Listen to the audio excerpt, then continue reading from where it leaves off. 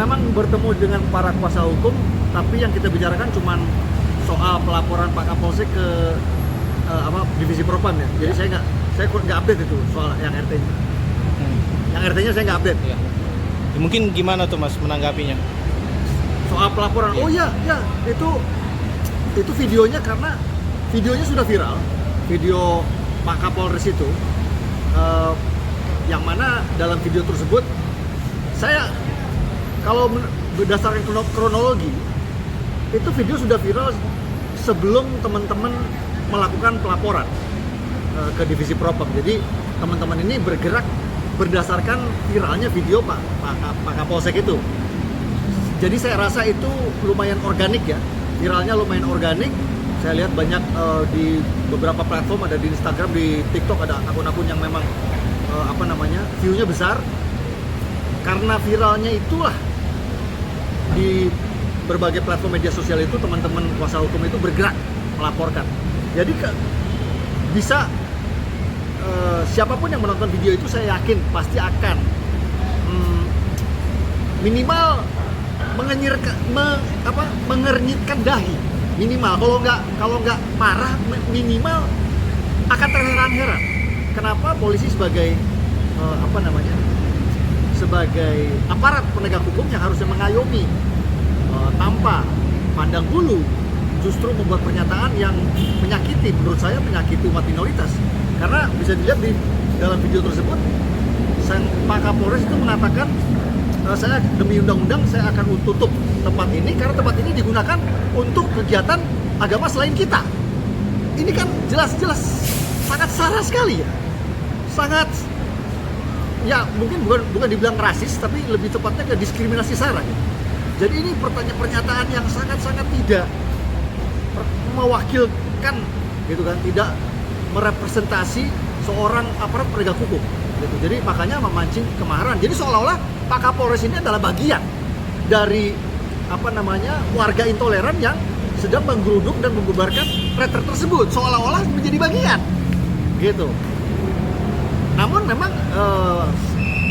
selang beberapa hari setelah viralnya video tersebut, video pernyataan Kapolsek tersebut di media sosial, saya ada baca berita Pak Kapolres itu ada menanggapi. Pak Kapolres bilang bahwa Pak Kapolsek itu mengatakan Pak Kapolsek itu berkata demikian dengan maksud untuk menenangkan massa agar massa cepat pulang. Itu pernyataan dari pembelaan dari Pak Kapolres. Ya nggak tahu itu memang seperti itu atau itu ngeles, kita nggak tahu kan. Jadi itu ya mungkin langkah teman-teman kuasa hukum sudah benar, dilaporkan saja ke divisi Propam, semoga bisa berlanjut ke sidang, ke pengadilan, biar di persidangan nanti dibuktikan apakah benar Pak Kapolres itu mengatakan demikian untuk menenangkan massa agar massa mau pulang, atau memang ada fakta lain yang mungkin bisa dibuktikan nanti di persidangan. Mas, ada beberapa kuasa hukum juga yang mengecam terkait tindakan dari Pak Kapolsek sendiri. Salah satunya adalah rekan sejawat, yaitu Bang Martin Simanjuntak juga memberikan suaranya bahwa harus dicopot gitu Pak Kapolsek sendiri. Itu gimana tuh Mas? Ya setuju? Itu makanya teman-teman, itu makanya kuasa hukum dari korban persekusi itu melaporkan Kapolsek ke divisi Propam dengan harapan teman-teman kuasa hukum itu berharap agar Pak Kapolsek ini bisa di PTDH, dipecat dengan tidak hormat atau dipecat, gitu kan? Itu memang harapan. Aku rasa itu sentimen netizen pada umumnya ya, karena saya berdasarkan pantauan saya dari postingan-postingan yang viral, kayaknya tidak ada yang ngebela Kapolsek, nggak ada. Memang semua sulit mencari celah pembelaannya, itu sulit sekali. Kecuali ya Pak Kapolres yang ngebela dia dengan katanya dia tidak bermaksud demikian, dia hanya mengatakan demikian untuk menenangkan massa agar massa mau pulang, ya itu cuma satu-satunya pembelaan yang bisa dilakukan. Tapi selain daripada itu, tidak ada situasi apapun dan kondisi apapun yang bisa membenarkan Kapolsek berkata demikian. Jadi itu memang salah. Pernyataan Kapolsek memang salah, cenderung diskriminatif dan sara terhadap umat minoritas. Jadi ya sudah benar, langkah melaporkan Pak Kapolsek ke divisi Propam sudah benar. Tapi Mas Permadi sendiri mungkin setuju dan mungkin mensupport juga ya langkah yang memang jelas lah saya support. Seperti saya ini kan bagian dari warga netizen 62 juga gitu. Jadi saya punya pendapat sama dengan warga netizen lainnya bahwasanya pernyataan Pak Kapolsek itu memang tidak ada celah yang dimanapun yang bisa kita bela. Tidak ada. Mau dilihat dari sudut pandang manapun jelas itu salah, pernyataannya yang salah. Seperti saya bilang tadi, udah jelas itu adalah diskriminatif, sara, dan menyakiti perasaan umat minoritas. Dengan mengatakan tidak, kegiatan yang boleh di sini adalah kegiatan agama ini aja, agama yang lain nggak boleh, kan gitu kurang lebih dia bilang kan. Itu gemblung itu aku nggak tahu dia sarapan apa pagi-pagi, mungkin dia salah sarapan, mungkin harusnya dia makan roti sama telur tapi dia makan sempak rombeng, aku nggak ngerti buat sarapan kan. Tapi aku nggak ngerti kenapa Pak Kapolsek bisa mengeluarkan pernyataan yang se-error itu. Mas, ini kan yang sudah ditetapkan sebagai tersangka baru 7 ya Mas. Sedangkan kalau dalam video dan berdasarkan informasi yang saya dapatkan dari kuasa hukumnya sendiri kan bilang bahwa pada saat kejadian itu ada kurang lebih hampir ratusan orang gitu. Mas Permadi sendiri mungkin mengharapkan nggak sih pelaku-pelaku lain ini harus ditangkap juga gitu Mas? Saya baca gelar perkara dari berita ya, dari berita-berita itu saya baca berdasarkan penangkapan 7 orang pelaku itu berdasarkan gelar perkara bahwa pelaku-pelaku tersebut adalah otak atau aktor dari kita anggap saja kerusuhan tersebut ya, kerusuhan kecil tersebut. Jadi yang satu itu kalau nggak salah yang nurunin salib, satu lagi yang memang provokatornya, korlapnya lah kita sebut, komandan komandan lapangannya yang memprovokasi massa yang sehingga membuat massa itu bergerak. Terus ada yang nurunin salib 2 orang juga yang melakukan perusakan barang-barang dan pemecahan kaca, ada 2 orang lagi. Jadi kalau berdasarkan dari berita yang saya baca, penangkapan berdasarkan gelar perkara tersebut memang ini adalah orang-orang yang paling bertanggung jawab. Ini adalah orang-orang yang paling bertanggung jawab. Jadi saya setuju.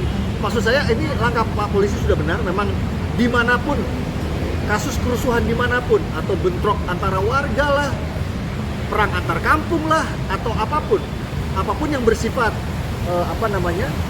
gerakan massa itu memang dalam kasus-kasus yang pada umumnya biasanya memang itu disebabkan oleh 1-2 orang provokator atau lebih. Jadi tidak semua, karena biasanya warga ini, massa ini gampang terprovokasi, terutama kita bicara soal segmen akar rumput yang sangat mudah terprovokasi.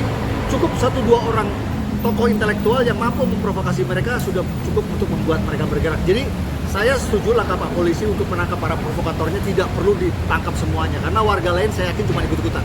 Oh, berarti memang ada oknum yang memprovokasi ya Mas ya? Ya, berdasarkan gelar perkaranya saya baca seperti itu. Jadi itu memang otak-otaknya itu. Provokatornya yang nurunin salib, yang nurunin salib 2 orang, yang mecahin kaca, yang merusak. Jadi memang ini aktor intelektualnya. Oke. Mas, ini kan kasus ini juga dilirik sama Gubernur Jawa Barat ya. Dan beliau kan memberi sejumlah uang 100 juta, tapi kan kemarin juga pada saat ditemui di Mabes Polri, korban ingin menyumbangkan uangnya itu ke musola dan masjid, tapi itu ditolak. Itu gimana tuh Mas? Saya nggak tahu kelanjutannya, jujur saya nggak tahu. Saya cuma baca itu uang santunan dari Kang Deddy itu mau disumbangkan lagi oleh pemilik rumah ke masjid. Tapi apakah itu direalisasi, apakah itu jadi atau enggak disumbangkan, itu saya nggak tahu jujur. Itu nggak ada lagi update-nya ya. Tapi yang saya tahu, pesan yang ingin mereka sampaikan adalah umat Kristen itu tidak butuh uang. Umat Kristen itu butuh adalah kedamaian. Mereka bisa beribadah tanpa diganggu. Mereka bisa punya kebebasan, hak seperti kita, umat Islam mayoritas. Itu yang mereka inginkan. Mereka bisa ibadah minggu atau retret whatever, atau kegiatan aktivitas rohani apapun yang mereka lakukan, mereka bisa lakukan tanpa diganggu. Apalagi sampai dihancurkan tempat ibadah mereka atau rumah mereka. Itu yang mereka inginkan. Mereka nggak perlu duit. Itu aku rasa pesan yang ingin mereka sampaikan adalah itu. Ya. Mas, ini kan kemarin pada saat acara retret itu kan juga terdiri dari beberapa kalangan ya usia. Terus juga yang kita ketahui juga katanya ada yang anak-anak kecil itu menimbulkan trauma yang ya. mendalam. Itu gimana tuh Mas? Ya, saya sempat dapat kesempatan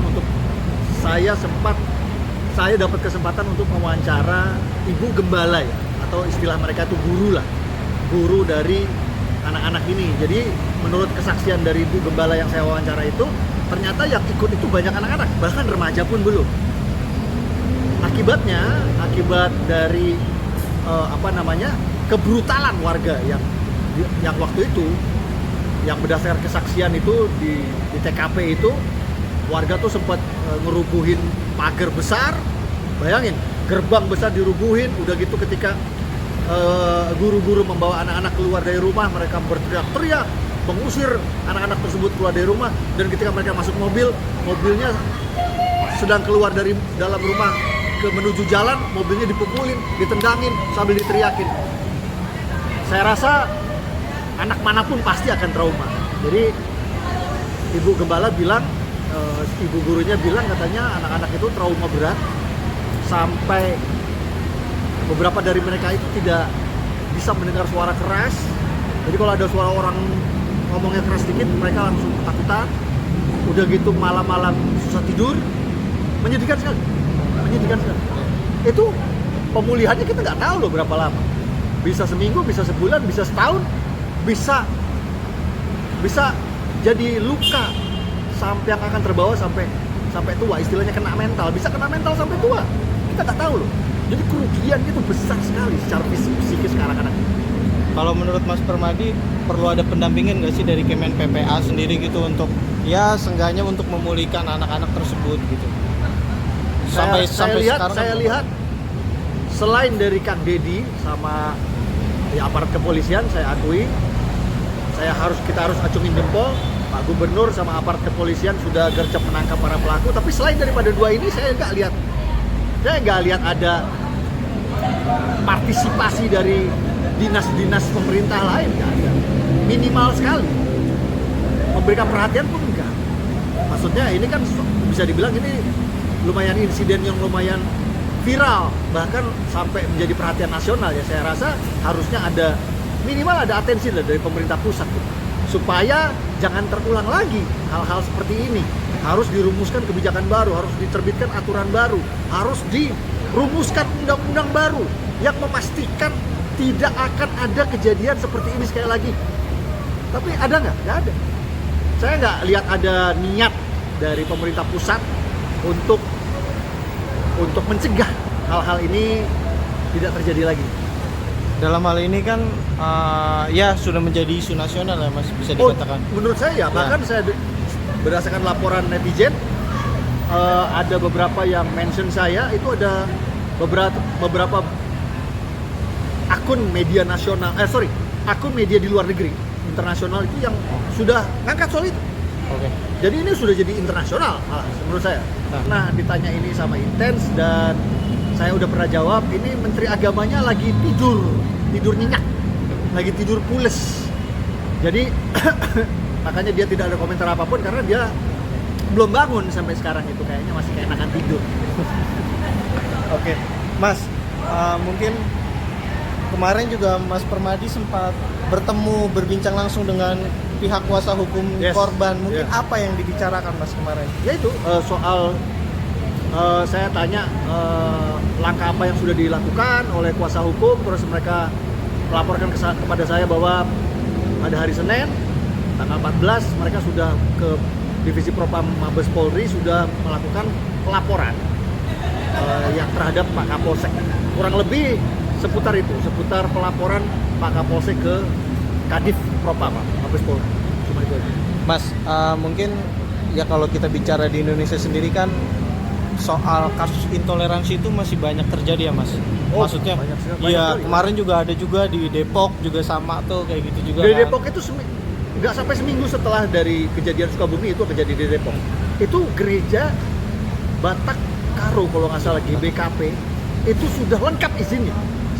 Lengkap izin IMB, izin RT, lurah, camat, lengkap. Tapi warga tidak peduli. meskipun izinnya sudah lengkap, malah warga datang berbondong-bondong menggeruduk acara peletakan batu pertama pembangunan gereja tersebut, menuntut agar izinnya dicabut. Jadi ini bukan isu izin lagi. Jadi kalau mereka bilang ini masalah izin, no, ini bukan masalah izin. Yang udah izin, ada izin aja minta dicabut. Apakah ini masalah peruntukan? Bukan, ini masalah Kristen fobia murni. Ini ada anti-Kristen, ada sentimen anti-Kristen di akar rumput. Ini akar masalah. Ada kebencian, ada ketakutan yang luar biasa terhadap agama Kristen di akar rumput. Memang tidak di semua wilayah Indonesia, alhamdulillah ini banyak kasus terjadi di Indonesia bagian barat. Jadi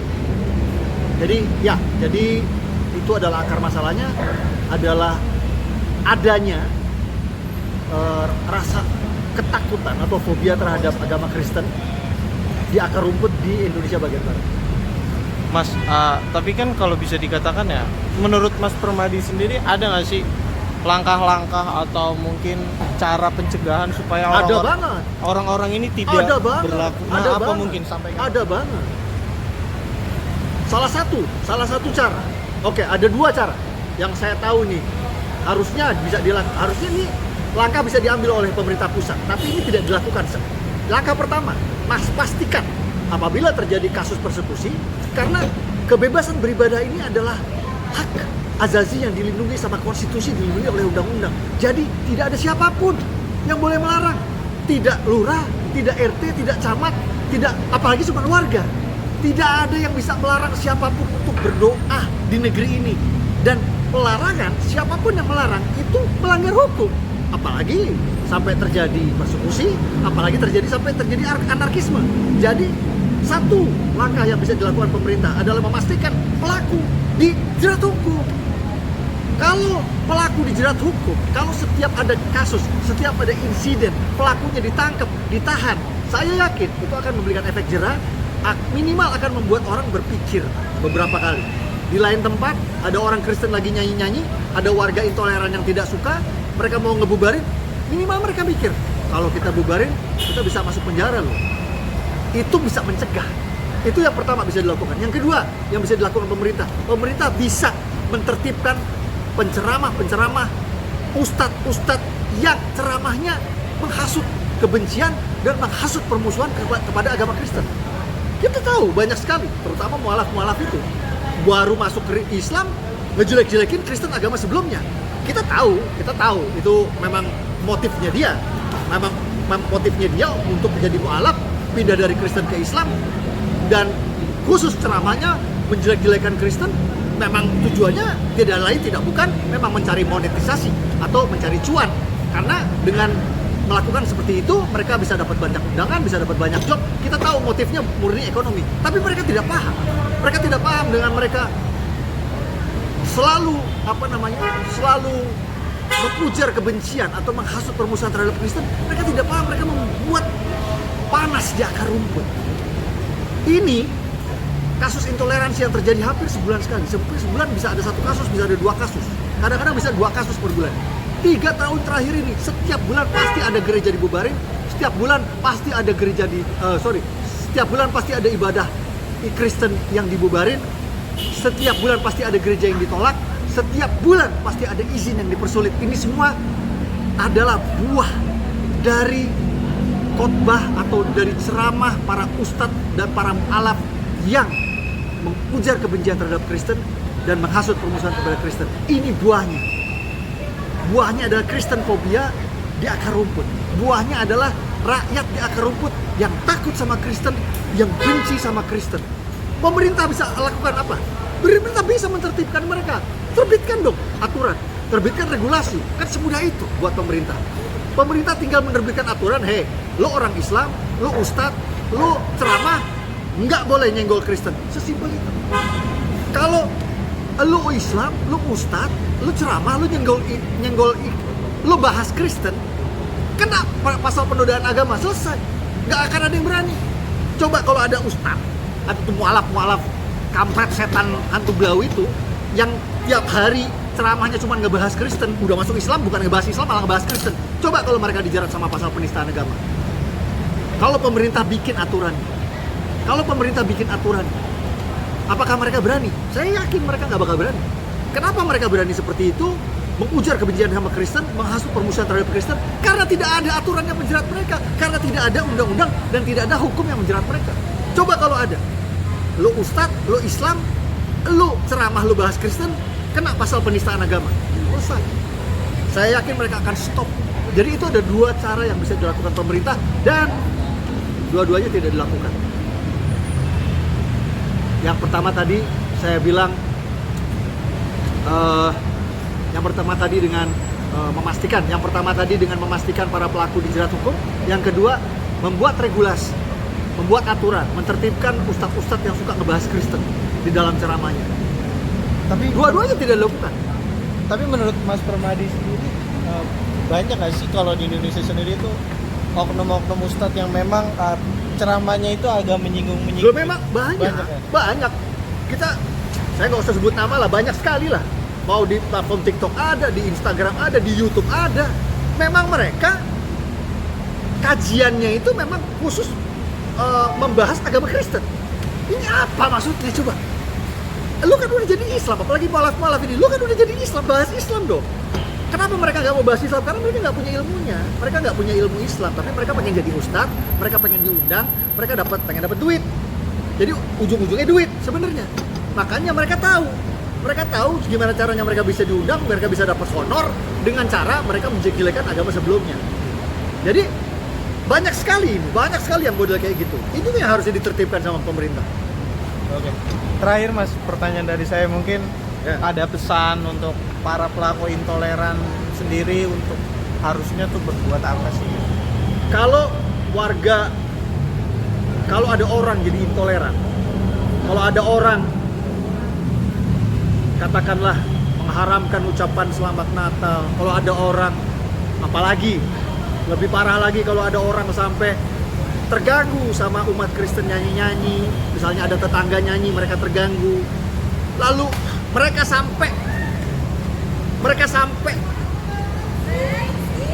menggeruduk rumah tetangga yang sedang ibadah. Kalau sampai ada orang seperti itu yang hanya karena tidak suka dengan tetangga Kristen yang nyanyi-nyanyi, lalu mereka menggeruduk rumah tetangga tersebut dan membubarkan ibadah tersebut, apa Mas pikir mereka masih punya akal sehat? Jadi tidak perlu saya menyampaikan pesan kepada orang yang akal sehat itu sudah tidak bermain itu. Kalau orang masih punya akal sehat, masih waras, tidak akan menggeruduk rumah tetangga hanya karena tetangganya Kristen nyanyi-nyanyi, tidak akan. Kalau udah sampai melakukan itu, udah pasti otaknya sudah agak tidak waras.